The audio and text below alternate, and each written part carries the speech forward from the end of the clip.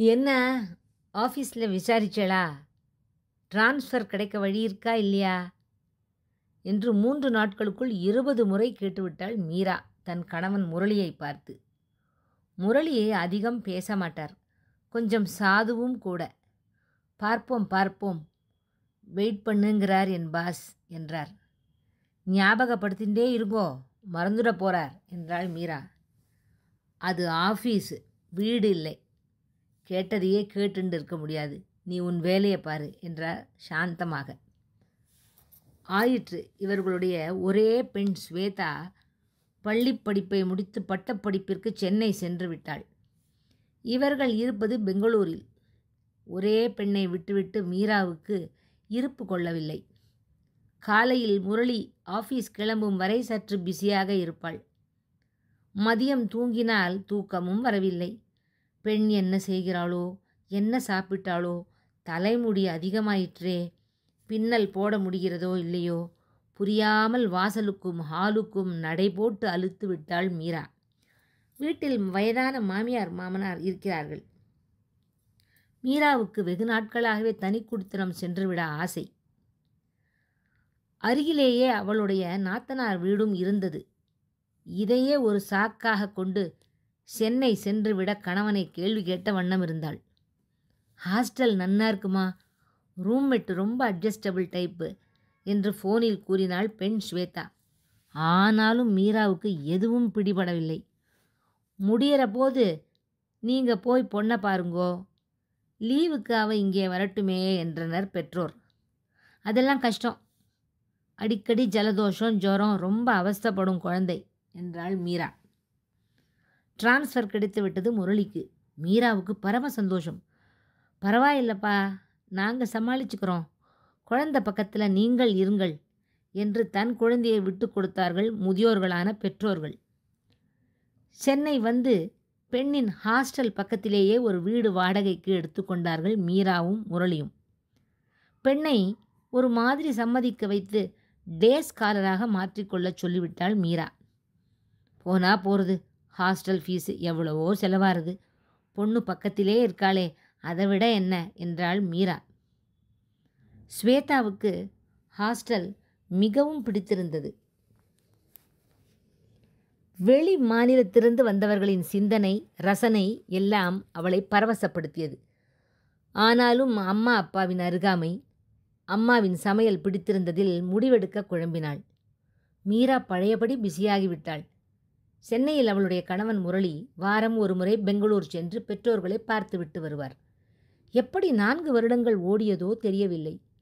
பெண் BE degree வாங்கி அங்கேயே ஒரு நல்ல வேலையில் சேர்ந்தும் ஆகிவிட்டது. அந்த வேலை அவ்வளவாக திருப்தி இல்லை ஸ்வேதாவுக்கு. வேலையில் சேர்ந்த 2 வருடங்களிலேயே ஸ்வேதாவுக்கு கல்யாண பேச்சு அடிபட்டது.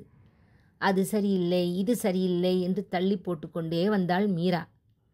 என்ன மீரா இது, இந்த இடத்துக்கு என்ன குறைச்சல், கை நிறைய சம்பளத்தோட அழகான படித்த மாப்பிள்ளை கிடைக்கிறச்சே வேணாங்கிறே என்றார் சற்று அதட்டலாக முரளி.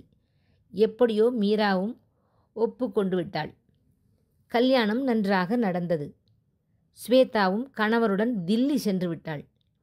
பெண் அருகே இல்லாத தனிமை மீராவை ஒட்டி கொண்டது. எப்பொழுதும் கர்ணனுடன் ஒட்டி கொண்டிருக்கும் கவச்ச குண்டலங்கள் மாதிரி கையில் ஃபோனுடனேயே காட்சி அளிக்கிறாயே மீரா என்றார் முரளி. இந்த நக்கலெல்லாம் என்கிட்டே வேணாம் என்றாள் மீரா. என்ன, டெல்லியில் ஏதாவது வீடு கிடைக்கிறதா வாடகைக்குன்னு பார்ப்போமா என்றார் முரளி கிண்டலாக. போதும் நிறுத்துங்கோ உங்கள் ஜோக்ஸ் எல்லாத்தையும் என்றாள் மீரா அதட்டலாக. 2 மாதம் சேர்ந்த மாதிரி தில்லி போய் ஸ்வேதா ஆற்றுல தங்கலாம்னு பார்த்தா முடியாது போலிருக்கே. எல்லா மனுஷாலும் அவாத்தில் கூடவே இருக்காளே, என்னத்தை சொல்கிறது என்றாள் மீரா. நல்லாவா இருக்கு மீரா இதெல்லாம்?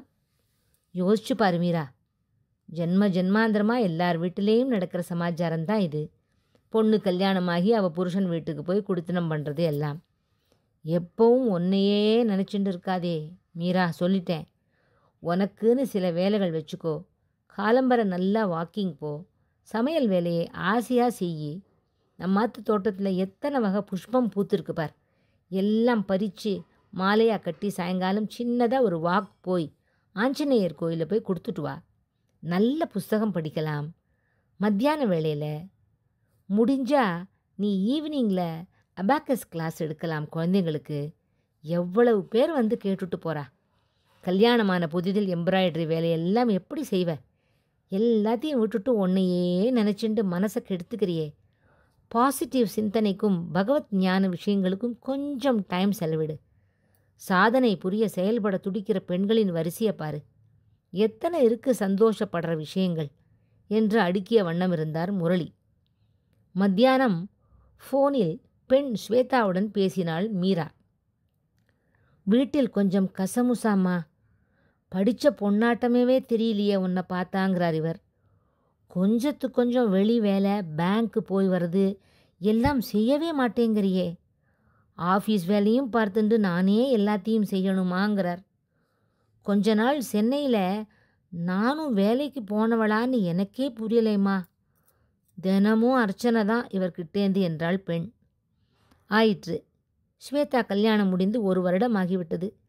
அவள் கணவன் ரவிக்கு சிங்கப்பூருக்கு மாற்றலாகிவிட்டது. மீராவுக்கு பைத்தியமே பிடித்தார் போல் ஆகிவிட்டது. பெண் டில்லி போனதே அவளுக்கு வருத்தம். இன்னும் வெளிநாடு சிங்கப்பூர் என்றதும் ஏதோ பிரமை பிடித்தார் போல் ஆகிவிட்டாள். பெண்ணுடன் ஸ்கைப்பில் பேசலாம் என்றாலும் கணவன் முரளி வரும் வரை காத்திருப்பாள்.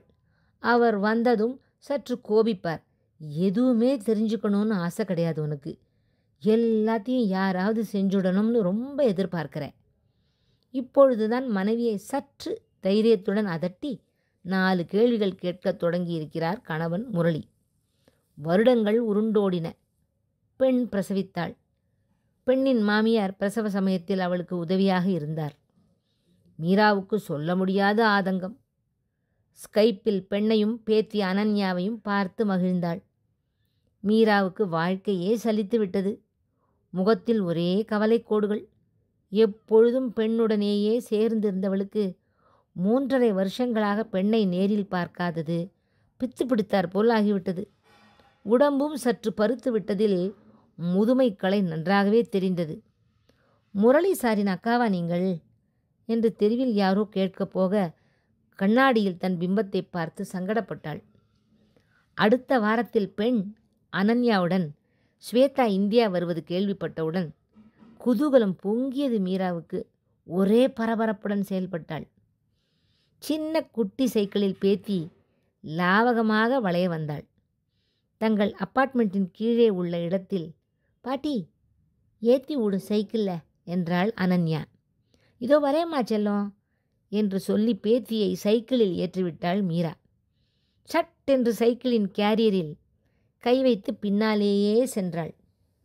நோ நோ நோ நோ பாட்டி, no no, don't hold that, no no, I can manage. பின்னாலே அப்படி பிடிச்சுட்டே வராத பாட்டி என்றாள் பேத்தி பாட்டியை பார்த்து. போல்டாக இருக்கணும்னு அப்பா சொல்லிகிட்டே இருப்பா. நான் கீழே விழ மாட்டேன் பாட்டி. You please sit there only என்றாள் பேத்தி. பேத்தி சைக்கிள் ஓட்டும் அழகை பார்த்த வண்ணம் அங்கேயே நடந்தாள் மீரா. அருகில் கல்யாணமான இளஞ்சோடி நடந்து வந்து கொண்டிருந்தார்கள். அவர்கள் பேசுவது மீராவுக்கு காதில் விழுந்தது. Divya, don't be so Crazy. நீ நினைக்கிறது மட்டும் எப்பவும் சரின்னு நினைக்காத. உன்னோட எண்ணத்தை யார் மேலேயும் டூ மச்சாக திணிக்காத, இம்போஸ் பண்ணாத. குழந்தைக்கு குளிருமோன்னு அவ்வளோ பெரிய கம்பளியை போர்த்தி விட்டுண்டே இருக்க. அதுக்கு வேர்க்கிறது, அது தள்ளி தள்ளி விடுறது, அதை புரிஞ்சுக்கோ. போக போக லைஃப்பில் எத்தனையோ விஷயங்கள் தானாகவே அட்ஜஸ்ட் ஆகி சரியாக போயிடும். எல்லா விஷயத்துக்கும் நீ ரொம்ப ஓவராக திங்க் பண்ணி பண்ணி பண்ணி பெருசாக ஆக்கி மனசை குப்பையாக்கி குழம்பிக்கிற. அட்லீஸ்ட் ஃபார் காட் சேக் என்ன குழம்பி சங்கடப்படுத்தாதே ப்ளீஸ், சொல்லிட்டேன் என்று ஆணித்தரமாக ஏதோ அட்வைஸ் கொடுத்தான் அந்த பையன் அந்த பெண்ணை பார்த்து. பேத்தி அனன்யா அழகாக சைக்கிளில் வலம் வந்து கொண்டுதான் இருந்தாள். இவள் பின்னால், அதாவது அனன்யாவின் பின்னால் போகவே இல்லை. தூர இருந்து மீரா பார்த்து ரசிக்க கற்றுக்கொண்டு விட்டாள். காலம் கடந்து ஞானோதயம். பரவாயில்லை. மாலை நேர காற்று குளிர்த்த தென்றலாக வருடியதை உணர்ந்தாள் மீரா.